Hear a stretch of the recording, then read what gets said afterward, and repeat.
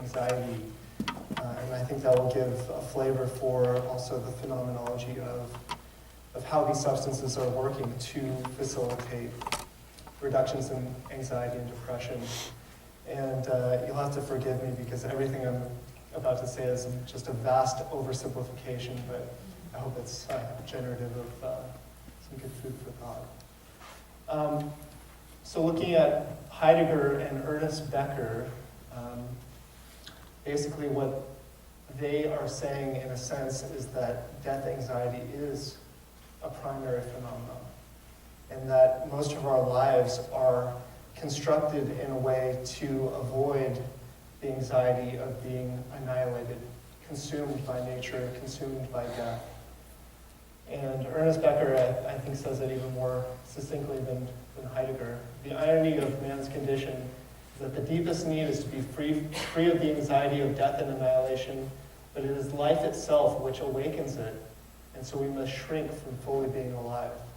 So in the sense that it is life that is equal to death, and in concealing death, we often conceal our own lives, we run from our lives. But I actually want to propose that death anxiety is not primary, and in fact that it is because in our society we lack the rituals, we lack the cultural set of meanings and understandings to frame and give significance to the death and dying process. And in fact that we leave individuals alone to their own means to face this huge, profound transition in their life. And this is my quote, which is, "Anxiety is the deep intuitive, sort of the body's knowing, but unresolved, unembraced recognition of our fragility in the face of our nature, in the face of death." And so I just wanted to briefly touch on some of the societal modes that we go about concealing death. And we're looking at this Camus quote that, of course, this is the root of existentialism, which is God is dead, so we find God in our sort of social projects in a way. Looking at Marx, the idea of reification and objectification, and that capitalist consumer society encourages this relationship with the world that's very objectified. We see the objects in the world as objects, and even people in the world as objects, and we, in a sense, consume them. And so it's an attempt of the individual to take power over nature, over their reality. Heidegger, he talks about falling in authenticity, the they self, the everydayness.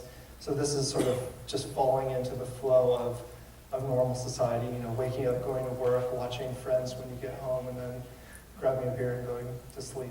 It sort of conceals all the anxiety of individuating and really questioning what is life all about. Becker, he talked a lot about our immortality project, which is imbuing our social projects, our individual projects, with almost deified importance. He says it's a heroic importance. So we think that our jobs, our professions have this ultimate weight and significance, and we place the same on the dollar and on our material possessions and our status in society.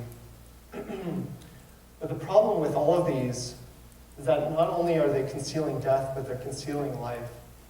And I would propose that they conceal some of the most valuable, precious aspects of life. Just sort of the vivaciousness, the mystery of life. They conceal the spontaneity, sort of the awe and passion that comes from not knowing the world in its fullest sense, not owning the world and being sort of vulnerable in it. And I would say that if you ask most people, or most wise people, anyone in this room, what is it that they are afraid about death? They would say, well, I'm afraid of not really living. Not the death, but the not living a full, meaningful life.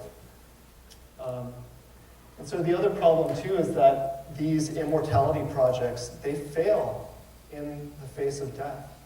And I think as people move closer and closer to death, or they're rendered with a cancer diagnosis, I think that deep bodily knowing, the anxiety, is peaked and increases because there's an internal knowing that that my job and my Ferrari and my whatever does nothing for me on my deathbed.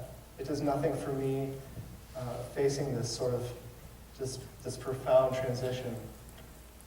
And so this is where I think psilocybin can play a very important role. And I'm going to try to get into the brain physiology just a little bit. Again, a broad oversimplification. But I would encourage you to look primarily here, which is the most important slide. And so this is an fMRI during a psilocybin ingestion. And so the blue is decreased activity, cerebral blood flow activity, and the red is increased. So what's happening is there's a decreased activity in the limbic system, primarily the amygdala and the hippocampus, and there's an increased anxiety in the prefrontal cortex. So essentially, and again, broad oversimplification, but what's happening is that the hippocampus is being, I don't want to say done, but the activity in the hippocampus is decreased. So our precepts, our constructed versions of the world, our patterns, our memories, sort of all the sort of experiential ways